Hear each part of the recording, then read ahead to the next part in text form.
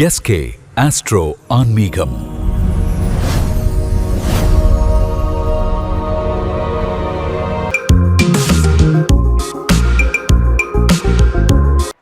சிம்மராசி அன்பர்களே, இத்தனை நாட்கள் உங்களுக்கு குரு பகவான் 11ஆம் பாவத்திலே லாபஸ்தானத்திலே அற்புதமாக சஞ்சாரம் செய்து கொண்டிருந்தார். லாபஸ்தானத்திலே இருந்தாலும் ஒரு லோகமூர்த்தியாக இருந்ததாலே நிறைய சிம்மராசிக்காரர்களுக்கு அது ஒன்றும் பெரிய நற்பலன்களை செய்யவில்லை.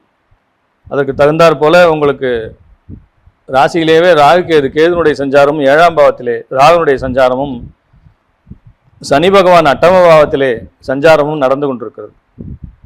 அதனால் எனக்கு தெரிஞ்சு கிட்டத்தட்ட மேஷராசிக்கு அடுத்து சிம்மராசி நேயர்கள் கொஞ்சம் கடுமையாக பாதிக்கப்பட்டிருக்கிறார்கள்.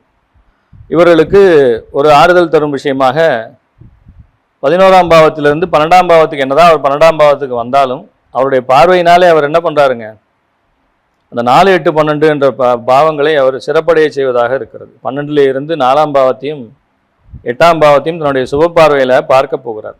மேற்கொண்டு 6ஆம் பாவத்தையும் அவர் நேரடியாக தன்னுடைய 7ஆம் பார்வையாக பார்க்க போகிறார். அதனால் உத்தியோகத்திற்கு காத்திருக்கக்கூடிய சிம்மராசி நேயர்களுக்கு உத்தியோகங்கள் சிறப்படைய போகும்.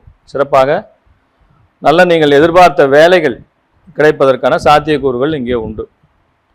சொத்து சம்பந்தப்பட்ட விஷயங்களிலே முதலீடுகள் இருக்கும். ஆனால் அந்த முதலீடுகள் கொஞ்சம் ஜாக்கிரதையாக இருக்கணும். சனியினுடைய சஞ்சாரம் சரியில்லாதனால ஜாக்கிரதையாக இருக்க வேண்டும். வருடத்தின் அதாவது இங்கே இவர் 12ஆம் பாவத்திற்கு உள்ளே வரும்போது ரஜதமூர்த்தியாக உள்ளே வருகிறார். ரஜதமூர்த்தி என்பது வெள்ளி மூர்த்தியாக வருகிறார். அதனால் 3/4% நற்பலன்களை தருவதற்காக அவர் காத்து கொண்டு இருக்கிறார். அவ்வாறு இந்த சனி 8ஆம் பாவத்திலே சஞ்சாரம் செய்பவரை இத்தனை நாள் குருனுடைய பார்வை, சுபகிரகத்தோட பார்வை இல்லாமல் சனியினுடைய கடுமையான தாக்கத்திற்கு சிம்மராசிக்காரர்கள் ஆளாகி கொண்டிருக்கிறார்கள். அந்த தாக்கம் இப்போது குறைய ஆரம்பிக்கும். ஏன்னா குரு தன்னுடைய 9ஆம் பார்வையினாலே என்ன பண்ண போகிறாருங்க, அந்த சனியை ஒரு கண்ட்ரோல் பண்ண போகிறார். அதனால் அந்த சனியினுடைய தீவிரங்கள் எல்லாம் இங்கே குறைய போகிறது. அதற்காகவே நீங்கள் குரு பகவானுக்கு மிகப்பெரிய நன்றியை சொல்ல வேண்டும்.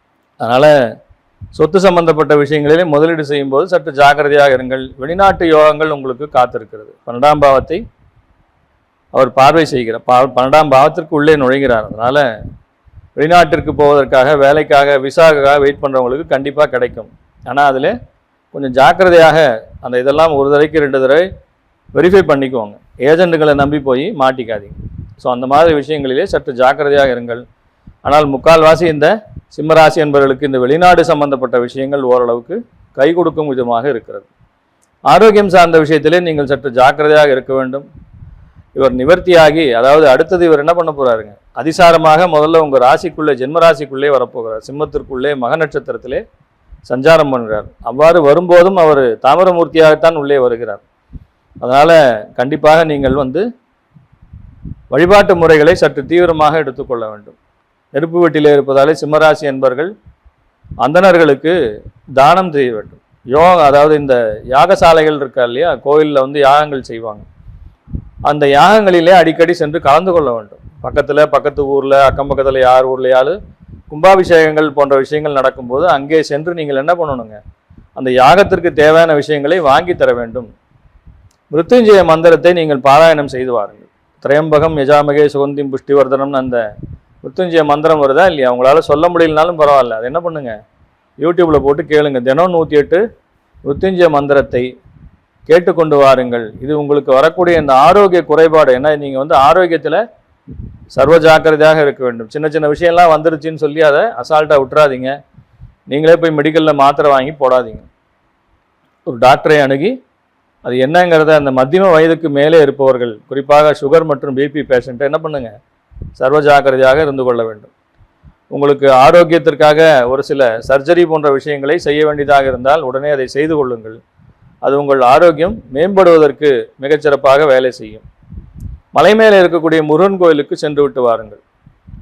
குறிப்பாக பழனி போன்ற ஸ்தலங்களுக்கு வருடத்திலே ஒரு முறை போனால் போதும். இந்த குருபயிற்சி ஆன பிறகு ஒரே ஒரு முறை பழனிக்கு சென்று முருகனிடத்திலே ஒரு வேண்டுதலை வைத்து விட்டு வாருங்கள். மிகச்சிறப்பான உங்கள் ஆரோக்கியத்திலே இது நல்ல ஒரு முன்னேற்றத்தை நீங்கள் பார்க்கலாம்.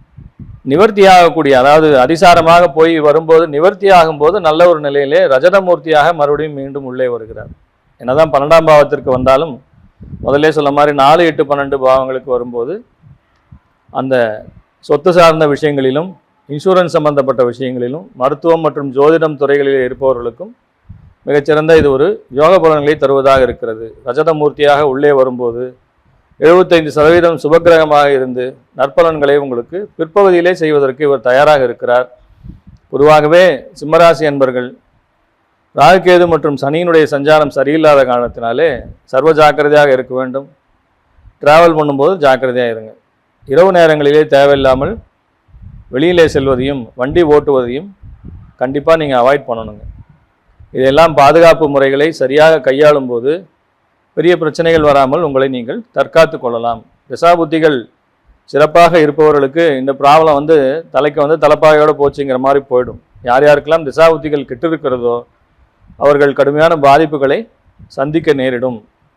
அதனால் சிம்மராசி அன்பர்கள் முதல்ல சொன்ன மாதிரி மேஷத்திற்கும் சிம்மத்திற்கும் சரியான காலம் இல்லை என்பதை தெரிந்து கொண்டு சர்வ ஜாக்கிரதையாக ஒவ்வொரு விஷயத்திலும் ஒவ்வொரு அடி எடுத்து வைக்கும் போதும் ஜாக்கிரதையாக எடுத்து வைக்க வேண்டும். பொதுவாக வருடத்தினுடைய பிற்பகுதி சுமாராக இருக்கும்.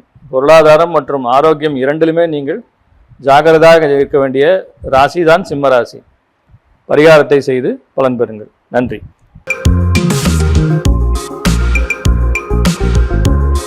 கன்னிராசி நேயர்களே, இத்தனை நாள் உங்களுக்கு 10ஆம் பாவத்திலே குரு சஞ்சாரம் செய்து கொண்டிருந்தார். ஈசனார் ஒரு தலையோட்டிலே இறந்துண்டதும் என்பது சாதக அலங்கார பாடல். அதனால் ஆனானப்பட்ட ஈஸ்வரனையே அவர் என்ன பண்ணிட்டாருங்க, தலையோட்டிலே இறந்து உண்டதை எடுக்க வச்சுட்டார். அந்த மாதிரி எடுக்க வச்சுருவார். 10ஆம் பாவத்திலே இவர் தாமிரமூர்த்தியாகத்தான் சஞ்சாரம் செய்து கொண்டிருக்கிறார். அதனால் அவ்வளோ சிறப்பாக சொல்வதற்கு இல்லை. சனியினுடைய சஞ்சாரம் கண்டகச்சனியாக இருந்து ராகுகேது மட்டும் உங்களுக்கு ஓரளவு ஃபேவரபுளாக இருக்காங்க. மற்றபடி சனியும் சரியில்லாத ஒரு இடத்திலே சஞ்சாரம் செய்கிற காரணத்தினாலே கன்னிராசி நேயர்களும் கடுமையான பாதிப்புகளுக்கு ஆளாகி இருக்கிறார்கள். அவர்களுக்கெல்லாம் ஒரு நல்ல செய்தியாக 11ஆம் பாவத்திற்கு குரு பயிற்சி ஆகிறார். குரு பயிற்சியாகும் சாதாரணமாக ஆகலைங்க, அவர் சொர்ணமூர்த்தியாக பயிற்சி ஆகிறார். உங்களுடைய மூர்த்தி நிர்ணயம் செய்யும்போது அவர் சொர்ணமூர்த்தியாக உள்ள வரார். மிகச்சிறந்த பலன்களை நீங்கள் எதிர்பார்க்கலாம். லாபஸ்தானத்திற்கு குரு வரப்போகிறார். அதனால் பொன்பொருள் சேர்க்கை கன்னிராசி நேயர்களுக்கு கண்டிப்பாக ஏற்படும். குழந்தைகளுடைய திருமணம் சார்ந்த விஷயங்களுக்காக இந்த மாதிரி தங்கம் வாங்கணும், பாத்திர பண்டங்கள் வாங்கணும், இந்த மாதிரி நிறைய விஷயங்கள் வாங்க வேண்டி இருப்பவர்கள் கண்டிப்பாக நீங்கள் அதுக்காக என்ன பண்ணுவீங்க, முயற்சிகளை கண்டிப்பாக மேற்கொள்வீர்கள். அது உங்களுக்கு நல்ல பொருளாதார விஷயத்திலே ஓரளவுக்கு இத்தனை நாள் நீங்கள் கஷ்டப்பட்டதெல்லாம் கொஞ்சம் கொஞ்சமாக நிவர்த்தியாக ஆரம்பிக்கும். இந்த மாதிரி திருமணம் சார்ந்த விஷயங்களுக்கு, பிள்ளைகளுடைய மேற்படிப்பு சார்ந்த விஷயங்களுக்கும், வெளிநாட்டு சம்பந்தமான பிரயாணங்களுக்கும் காத்திருக்கக்கூடியவர்களுக்கு இந்த 11ஆம் பாவத்திலே லாபஸ்தானத்திலே வரக்கூடிய குரு பகவான் மிகச்சிறப்பான பலன்களை தருவதற்கு காத்திருக்கிறார். அதே போல் அதிசாரமாக அவர் 12ஆம் பாவத்திற்கு வரும்போதும் வெளிநாடு சம்பந்தப்பட்ட விஷயங்களுக்கு உங்களுக்கு நிறைய ஹெல்ப் பண்ணுவாருங்க. சுப விரயங்கள், குழந்தைகளுக்கு திருமணம் ஆகாமல் நிறைய பேர் பார்த்துட்ருக்கேன். நானே பார்க்கும்போது கன்னிராசி பெற்றோர்கள்லாம் குழந்தைக்கு இன்னும் திருமணம் ஆகலைன்னு சொல்லி வருத்தப்படுறாங்க. அவங்க எல்லாம் சுப விரயம் உங்களுக்கு காத்து கொண்டு இருக்கிறது. தயாராக இருங்கள்.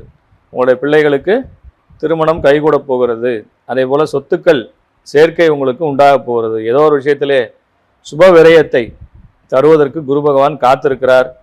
12ஆம் பாவத்திற்கு குரு உள்ளே வருகிறார். விரயஸ்தானத்திற்கு வரும்போது சொர்ணமூர்த்தியாகவே உள்ள வரார். அதனால் சொர்ணமூர்த்தியாக வரும்போது நீங்கள் பெருசாக அவர்கிட்ட முறையிட்டு வாங்கணுங்கிறது இல்லை. அவராகவே என்ன பண்ணிடுவாருங்க, சிறப்பான பலன்களை உங்களுக்கு தருவதற்கு காத்து கொண்டு இருக்கிறார்.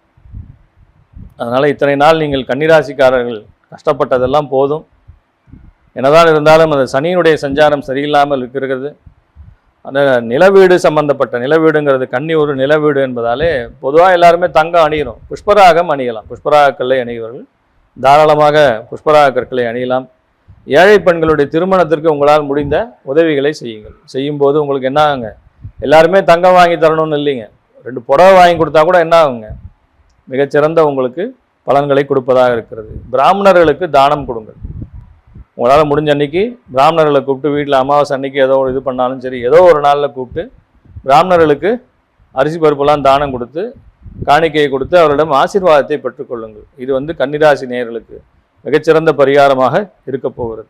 ஒரே ஒரு முறை நவகிரகத்திற்கு குருவனுடைய ஆலங்குடிக்கும் சூரியனார் கோயிலுக்கும் சென்று ஒரே ஒரு அர்ச்சனை மட்டும் செய்து கொண்டு வாருங்கள். உங்களுக்கு இது சிறப்பான ஆரோக்கியத்தையும் பொருளாதார வளர்ச்சியையும் இதன் மூலியமாக நீங்கள் பெறுவீர்கள்.